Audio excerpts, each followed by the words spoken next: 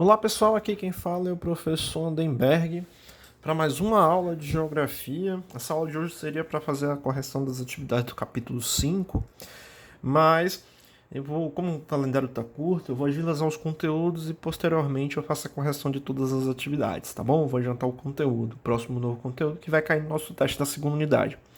Galera, o capítulo 6, esse novo conteúdo, esse conteúdo que está referente no capítulo 6, ele vai ser dividido em duas videoaulas, né? Essa é a primeira parte.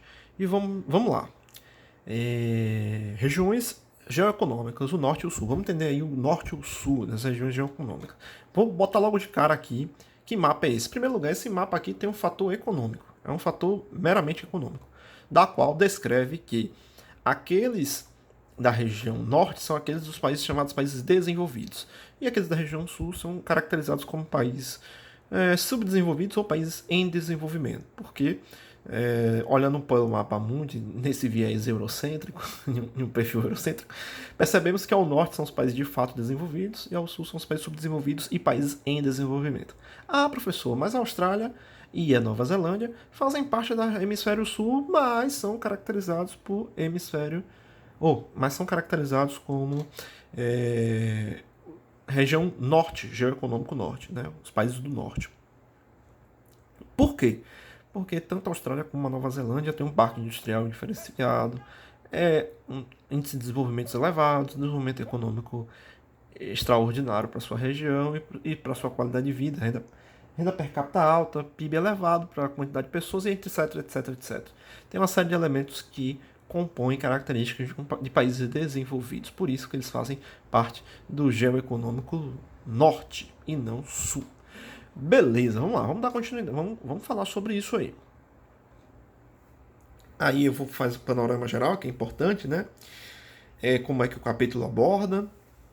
Vamos estudar a regionalização do mundo com base no critério de desenvolvimento econômico e humano dos países. São o norte e o sul, geoeconômicos, que não devem ser confundidos com o norte e o sul geográficos delimitados pela linha do Equador, que eu falei no instante, eu expliquei no instante. Vamos estudar quais são os critérios que permitem avaliar o desempenho da economia de um país, se há relação entre a situação econômica e o bem-estar da população e quais os critérios utilizados para avaliar o bem-estar ou o desenvolvimento humano. Veremos ainda que essa forma de regionalização nos permite compreender melhor as desigualdades internacionais. Beleza? É a regionalização do ponto de vista econômico, a divisão do mundo, né, entre os países desenvolvidos e países subdesenvolvidos. Os países ricos e países pobres. Vamos entender um pouco isso aí.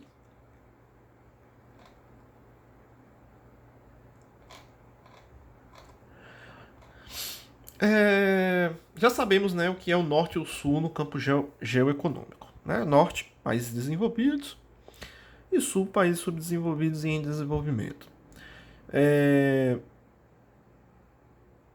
Veja a linha imaginária sinuosa que separa Estados Unidos do México, país que está no hemisfério norte, porém é geosul. E Europa da África, e no extremo leste, faz uma curva para incluir dois países do hemisfério sul, que é a Austrália e a Nova Zelândia, no norte geoeconômico. Já falei disso, só esqueci de falar do México, porque de fato o México, se olharmos para o mapa, boa parte do seu território faz parte do hemisfério norte, mas por o país ser um país subdesenvolvido, um país em desenvolvimento, não desenvolvido, se encaixa no campo norte geoeconômico. Essa linha imaginária que divide norte e sul geoeconômicos é chamada de Limit Break, porque foi proposta pela primeira vez em 1980 por uma comissão de estudiosos que, a pedido do Banco Mundial, sob coordenação do então primeiro-ministro da Alemanha Ocidental, Wilhelm Brandt, estudou a questão do desenvolvimento e as desigualdades internacionais. Apesar de esse relatório se ocupar mais do meio ambiente, nos limites dos recursos naturais do planeta em relação a um desenvolvimento não sustentável, ele criou uma nova regionalização no mundo com base em critérios socioeconômicos, dividindo o planeta em países do sul, que eram pobres, e do norte, ricos, argumentando que as nações do norte tinham, na época, mais de 80% da riqueza mundial, apesar de contarem com apenas 20% da população total do globo. A maior desigualdade, a maior contradição eminente do nosso globo naquele contexto, né? Você vê que até mesmo o estudo sobre norte-sul geoeconômico já é um estudo de preocupação e de entendimento acerca das desigualdades entre os países. Essa regionalização foi elaborada em 1980 e se popularizou com o final da Guerra Fria, passando a ser bastante utilizada desde o final do século passado.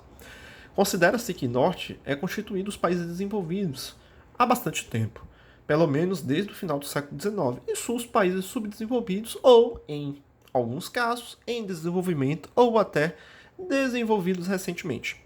Com o término da Guerra Fria, galera, da disputa entre a área de influência dos Estados Unidos e da União Soviética, as organizações internacionais voltaram as suas atenções para as grandes desigualdades internacionais entre os países do Norte e do Sul geoeconômicos. No Norte geoeconômico, temos países bastante desenvolvidos, como o Japão, a Alemanha, os Estados Unidos, a Noruega, a Suécia e outros. Mas existem também países desenvolvidos medianos, como é o caso da Grécia, da Portugal, da Rússia, Albânia, Letônia, Estônia também, né? Na região, no sul geoeconômico, a disparidade internacional são maiores, muito maiores. Existem países desenvolvidos recentes e elevado padrão de vida, como é o caso da Coreia do Sul, Taiwan, Singapura, que são bastante industrializados, como também vem agora crescendo os países como Índia, México e Brasil. Mas o grande destaque hoje, do ponto de vista do desenvolvimento avassalador, é a China. Mas se pegarmos todos esses países e compararmos com os demais países da região Geo-Sul, vamos ver uma disparidade absurda. Que a maioria dos países extremamente pobres, quase sem industrialização, estão incluídos nesse meio. Né? Os países asiáticos, os países latino-americanos, africanos, estão nesse meio.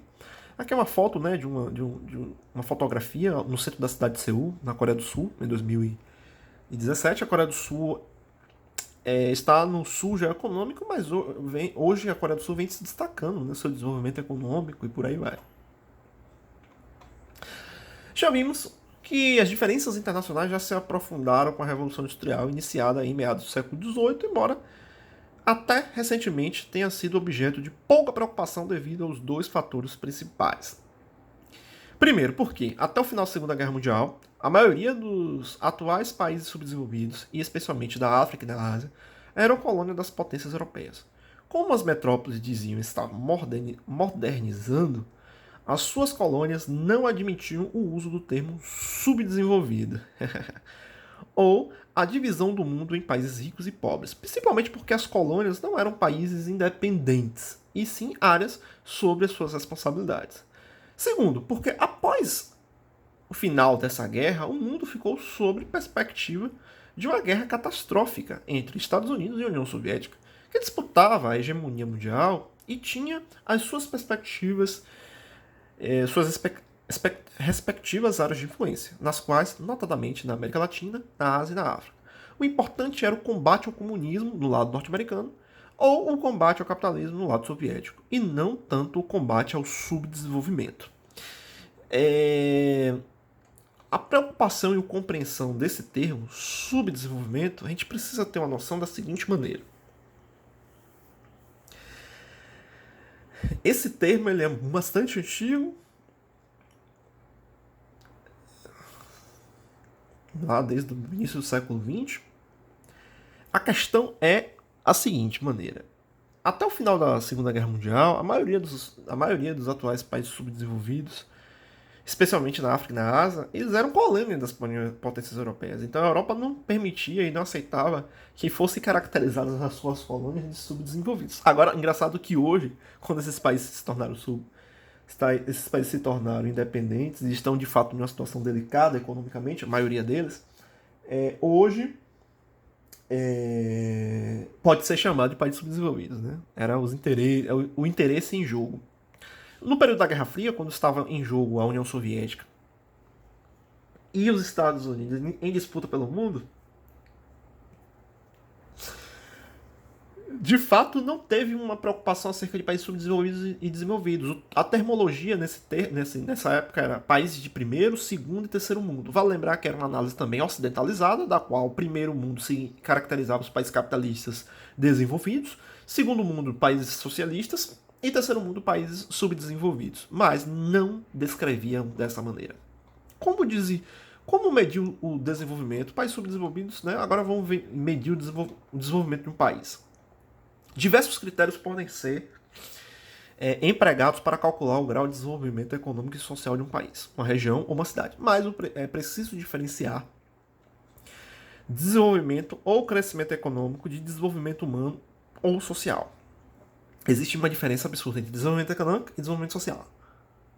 Não necessariamente um país rico significa que tem um desenvolvimento social, um desenvolvimento humano de qualidade. Por exemplo, o Brasil é um país extremamente rico, mas o desenvolvimento social e humano é baixíssimo, fraco, se compararmos com a riqueza do país. Por quê? Porque o Brasil é extremamente desigual. Quem é rico de fato é muito rico e quem é pobre aqui de fato é muito pobre. A disparidade é muito grande. O primeiro significa o aumento da produção econômica, o produto interno de desenvolvimento econômico. Somente isso. Da produção de bens e serviços, da renda média da população, renda per capita. Desenvolvimento social ou humano diz respeito principalmente às melhorias da qualidade de vida da população, por meio do aumento da expectativa de vida, da escolaridade, da distribuição de renda, do acesso à saúde, educação, à água tratada, etc. Portanto, o crescimento econômico é uma condição necessária para o desenvolvimento humano. Beleza? Indicadores econômicos. Vamos lá.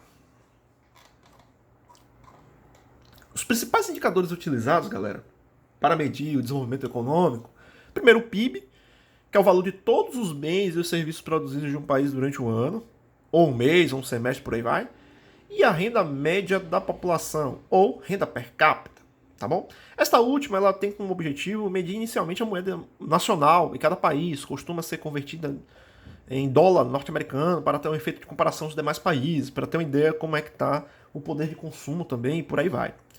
Com o valor do dólar, como o valor do dólar pode variar, subir ou descer com o decorrer do tempo, especialmente em relação às moedas cujo câmbio, troca de outras moedas é muito estável, muitas das vezes se calcula a renda per capita PPC, que significa paridade de poder de compra, ou seja, é uma maneira de levar em conta o custo de vida, os preços dos alimentos, moradia, educação, saúde, etc., de cada país.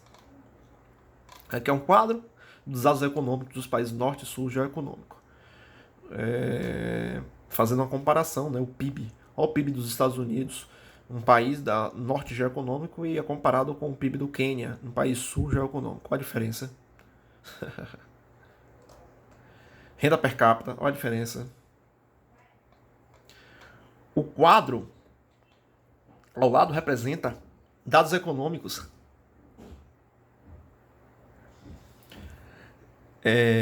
de alguns países do norte e do sul geoeconômicos. Note que a economia norte-americana, em 2017, representou um total superior a 19 trilhões de dólares, enquanto a Guiana teve um PIB de cerca de 3,6 bilhões e Mauritânia de 5 bilhões de dólares. No tocante à renda per capita, a da Noruega, superior a 60 mil dólares, representa mais de 15 vezes o rendimento médio da Mauritânia. Você vê a disparidade, tanto do ponto de vista do PIB quanto da renda per capita entre os países. O crescimento ou a expansão econômica de um país é outro fator importante para medir o seu desenvolvimento. O ritmo de crescimento econômico é o aumento ou eventualmente a diminuição nos períodos de crise ou no PIB. Isso é importante ressaltar, porque isso pode diminuir o PIB, por aí vai. Em muitos países subdesenvolvidos, especialmente entre os mais pobres, que também são os que possuem as mais elevadas taxas de natalidade, às vezes ocorre um crescimento da economia inferior ao crescimento da população. Mas em outros, como a China, a Índia, em um ritmo um pouco menor, a Turquia, o Brasil e o México, vem ocorrendo, nas últimas décadas, um crescimento da economia superior ao crescimento demográfico. Isso significa que as rendas per capita estão aumentando.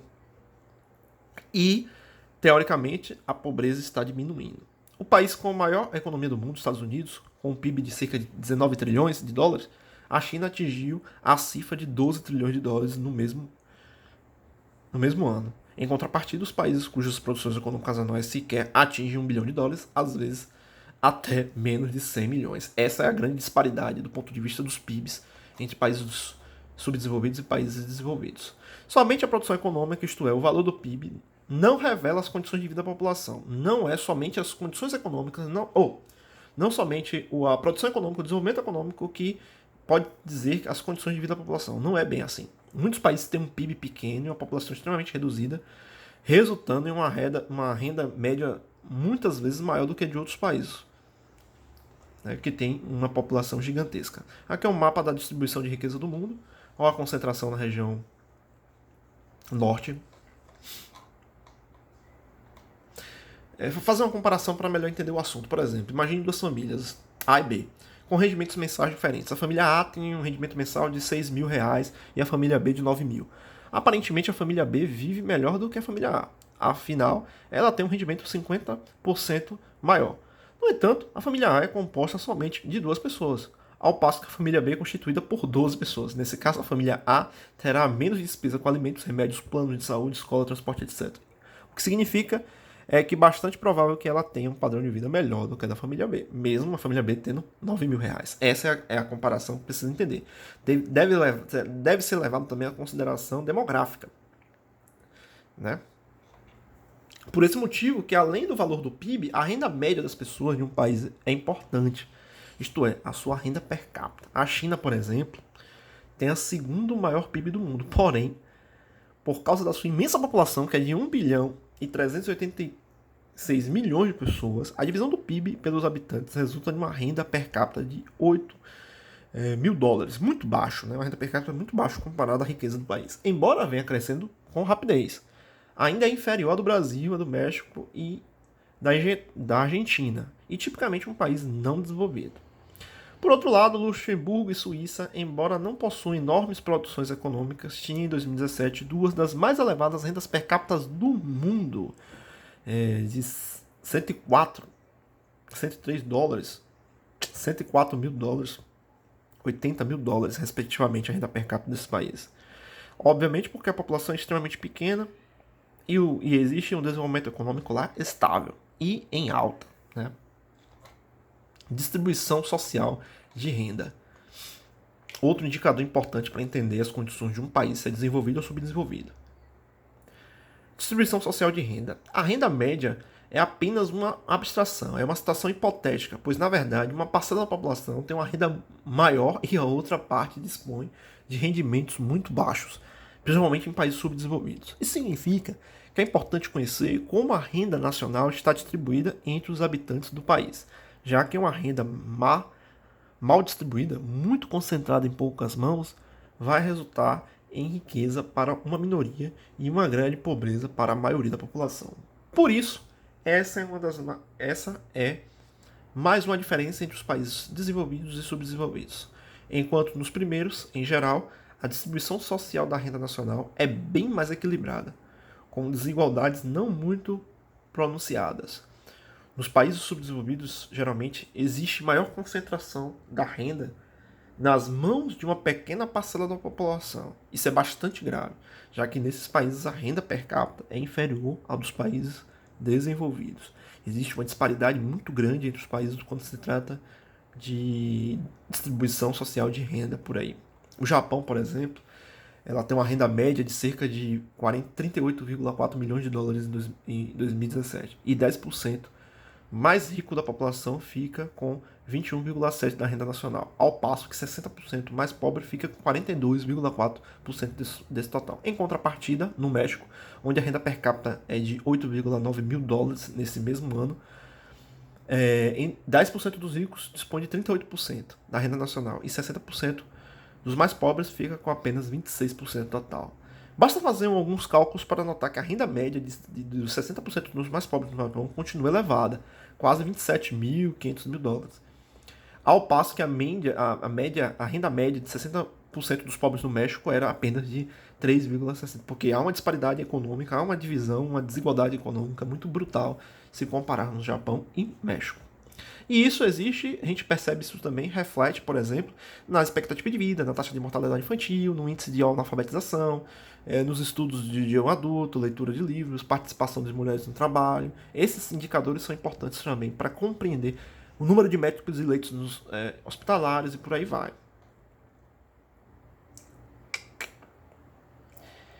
Basicamente isso, eu vou finalizar, eu vou deixar essa segunda parte. Vou deixar a segunda parte para essa segunda parte sobre expectativa de vida para a segunda parte da aula. Beleza, galera? Até mais. Tchau, tchau.